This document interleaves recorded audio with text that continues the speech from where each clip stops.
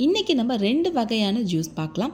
இது பார்த்திங்கன்னா நம்ம பாடி ஹைட்ரேட் ஆக்கிறது மட்டும் இல்லாமல் டைஜஸ்டிவ் சிஸ்டமை பூஸ்டப் பண்ணுறதுக்கும் இம்யூன் சிஸ்டத்தை பூஸ்டப் பண்ணுறதுக்கும் ஹெல்ப்ஃபுல்லாக இருக்கும். பாடியை வார்மாக வச்சுக்கிறதுக்கு ரொம்பவும் ஹெல்ப்ஃபுல்லாக இருக்கும். இந்த ஜூஸ் பார்த்திங்கன்னா ஃபஸ்ட்டு வந்து பப்பாளி பழம் ஜூஸ். பப்பாளி பழம்னாலே சூடாச்சு, இதை போய் சம்மர் டைம் குடிக்க சொல்கிறீங்கன்னு நீங்கள் சொல்லுவீங்க. பட் இருந்தாலுமே பார்த்திங்கன்னா சம்மரில் நமக்கு பாடி ஹீட் அதிகமாகும். பப்பாளி பழம் பார்த்திங்கன்னா பாடி ஹீட் அதிகமாகும். இருந்தாலுமே இதில் நீர் சத்து அதிகமாக இருக்கிறதுனாலும் விட்டமின்ஸ் கால்சியம் அதிகமாக இருக்கிறதுனால நம்ம கண்டிப்பாக எடுத்துக்கலாம். பாடியை வார்மாக வச்சுக்கிறதுக்கு டைஜஸ்டிவ் ப்ராப்ளம் வராமல் இருக்கிறதுக்கு இந்த ஜூஸ் கண்டிப்பாக குடிங்க. இதில் நீர் சத்து அதிகமாக இருக்குது. எப்படி வாட்டர்மெலன் இருக்கும் அதே மாதிரி நீர் சத்து இருக்குது.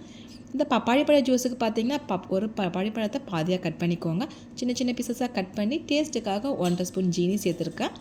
அது கூட ஒரு டம்ளர் தண்ணி ஊற்றி மிக்சியில் போட்டு அடித்து எடுத்துடுங்க. வடிகட்ட வேண்டாம், ஃபில்டர் பண்ண வேண்டாம். நல்லா நைஸாக அடிச்சுட்டு குடிச்சிங்கன்னா உங்களுக்கு பப்பாளி பழ ஜூஸ் ரெடி ஆகிடுச்சு. இதை கண்டிப்பாக பார்த்தீங்கன்னா வாரத்துக்கு ஒரு முறை எடுத்துக்கோங்க. தினமும் எடுத்துக்கிட்டிங்கன்னா பாடி ஹீட் ஆகிடும். இது நார்மலாகவே ஹீட்டான ஃப்ரூட். ஆல்ரெடி சம்மரில் பார்த்திங்கன்னா பாடி ஹீட் அதிகமாக இருக்கிறவங்க இந்த மாதிரி கொஞ்சமாக சப்ஜா சீட் ஆட் பண்ணிக்கோங்க. எதுக்காக பாடியை கூல் டவுன் பண்ணுறதுக்காக 2 ஸ்பூன் சப்ஜா சீட் ஒரு அரை மணி நேரம் ஊற வச்சு எடுத்திருக்கேன். அதை ஆட் பண்ணிவிட்டு அப்போ பருகணுன்னா நம்ம பாடியும் பார்த்திங்கன்னா ஹீட்டும் ஆகாது, நமக்கு தேவையான விட்டமின்ஸ் எல்லாமே கிடைக்கும். செகண்ட் பார்த்திங்கன்னா மாதுளப்பழம். இதுவும் நம்ம இம்யூன் சிஸ்டமை பூஸ்டப் பண்ணுறதுக்கு ஆர்பிசி லெவலை அதிகமாக்குறதுக்கு அனிமியாக இருக்கவங்க கண்டிப்பாக அதை சாப்பிடுங்க. இதில் 2 மீடியம் சைஸ் மாதுளப்பழம் எடுத்திருக்கேன்.